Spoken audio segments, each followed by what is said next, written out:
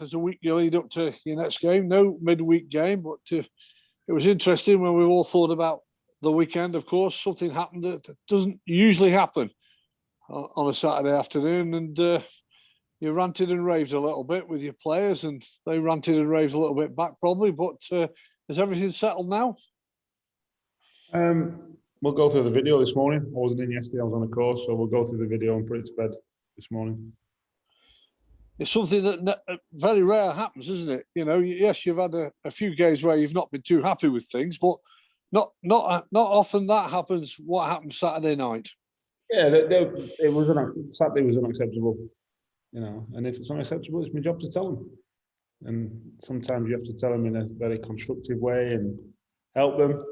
And other times you've got to be very blunt with them. It's as simple as that. And Saturday was definitely a case of it being they needed to be told. That's for sure. It was the performance was unacceptable on lots of levels. I'd say. You know, you have 73% of possession in the first half, and you end up 3-0 down. I think that tells a story. And then second half, I'm not sure what the possession stat was second half. But it was a lot lower because we didn't even try and keep the ball. We were just fearful. So there's problems there as well, and that'll get addressed this morning, like I say. So unacceptable on a lot of levels. How did it make you feel when you went home and you know you had Sunday off and you know something again that is not what you used to doing? Any defeat ruins your weekend. Yeah, I'm sure you'll get over it and all that. No, any defeat ruins your weekend. I promise you. That's the life of a football manager. I didn't go to bed till about 2:30. I watched most of the game, but I fell asleep. That's the truth. I was up at 6:30. I was in my car at 7. I was on a course that finished at 10 to 10 at night. I then watched the rest of the game and the first half again and got to sleep at probably about 12:30. I was up at 6:30 the next day to have a COVID test at 7:20, to then get on the course again at 8:30. I then got home at, I think it was 7:30 last night. I watched the rest of the game for the second time. And here we are. So that's the last 2 days. I don't want sympathy. I'm not telling you for sympathy, that's for sure. No, definitely don't want that. Because we've got to put it right. You know, as a football manager, you can't have too many of them. Otherwise, you carry the can. We've got to help the players. I've got to help the players. That's my job. And like I said, there was a lot wrong on Saturday. A lot wrong. The first time in a long time. And we've got to make sure that don't happen again.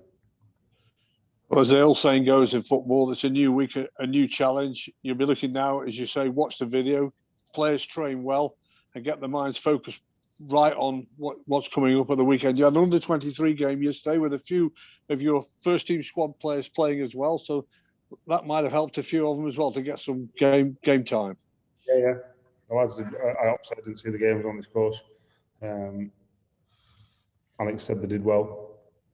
You know, the older pros did well, the younger pros did well. It was, you know, Nottingham Forest are a team that takes the 23s seriously. I think they're second in the league. We're all about development. They are to an extent, but they're also about performance.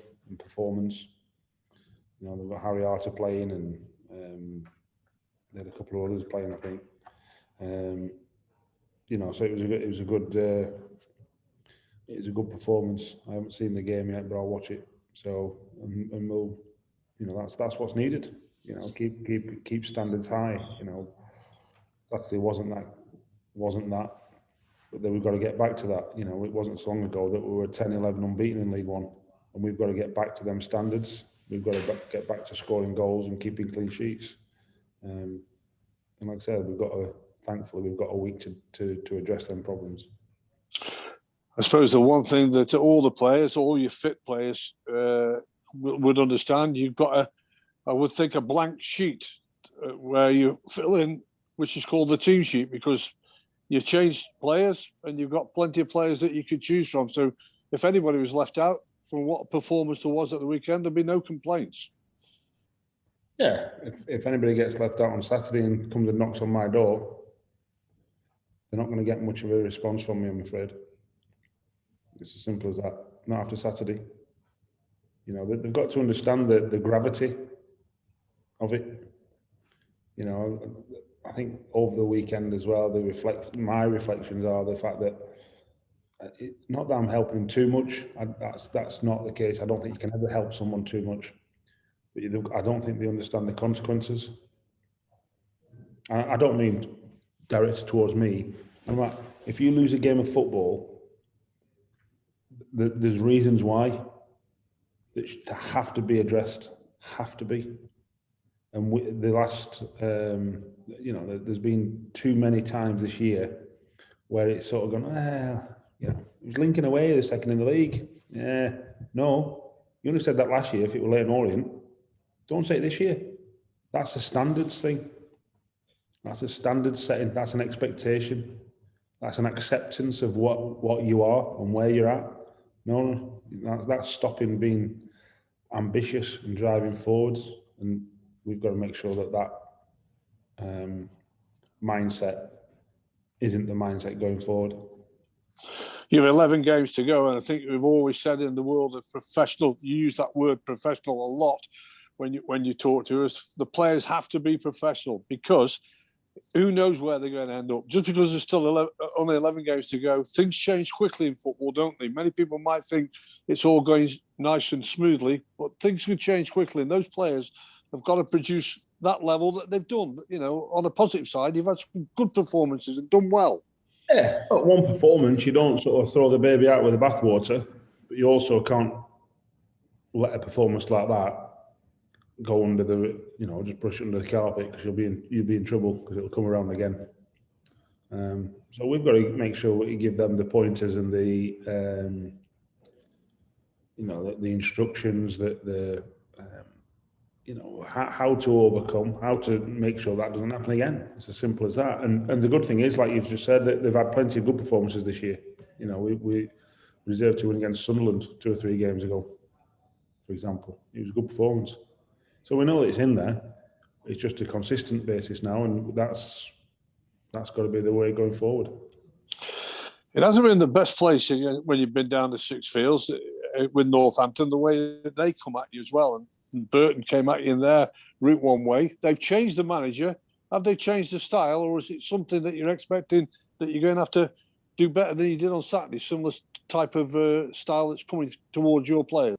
Yeah, the style hasn't changed that much, I'd say. You know, I don't think you can, if there's a spectrum of football styles, they're certainly towards one end, and that's perfectly fine. But, you know, you can't change that style dramatically in one transfer window. They have had a fairly hefty turnover of players in a January transfer window, but the style hasn't changed that much, if at all, which is, you know, that's for Northampton to decide, and that's not, I don't want anyone to think I'm being critical. I think that's just observations, and we've got to combat, you know, whatever we think Northampton are going to throw at us. That's the key. We think we know, but it might be something different. And whatever it is, we've got to have the answers, and we've certainly got to, like I said, we've got to show more resilience, certainly more fight than what we did on Saturday. Can we ever catch up with the long-term injured players who are showing good signs of progress? First of all, the one that you seem as, you know, you miss them all, but Ollie Finney was doing well and scoring goals. How are things with him now, having had a couple of scans? He had a scan again last week. He's got to keep the boot on for another 2 or 3 weeks, which is a bit of a blow. He was hoping that he could have it off. So that's where he's at. Donovan is training today. Luke Offord's training today.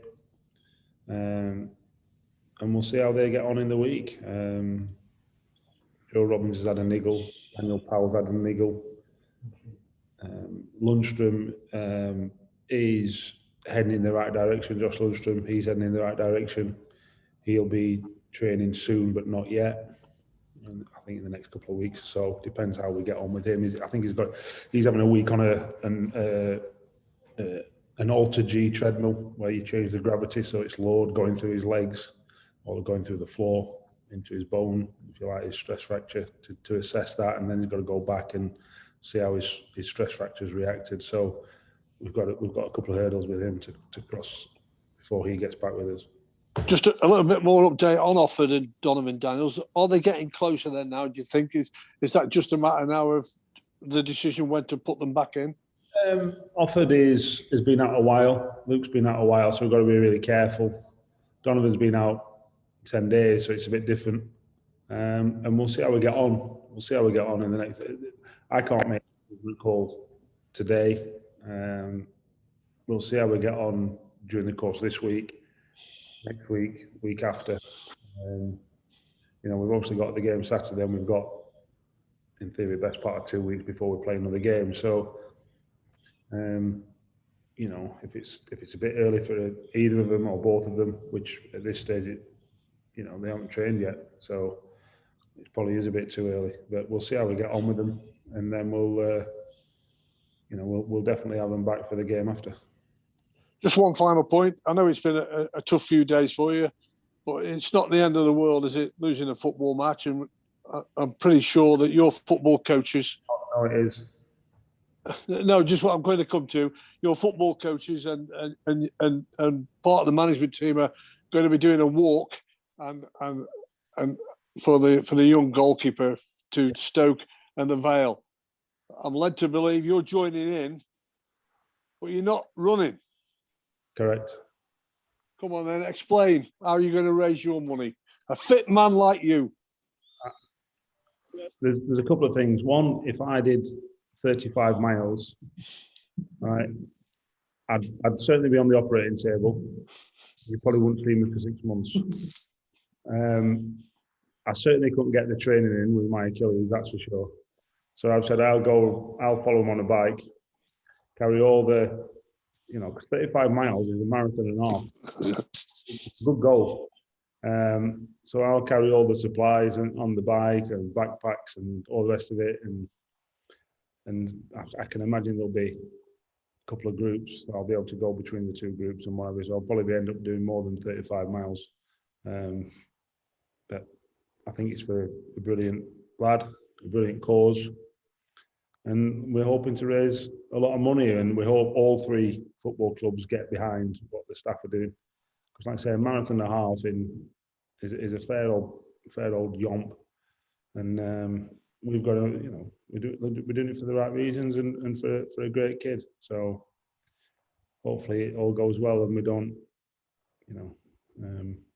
all end up in A&E with all sorts of problems.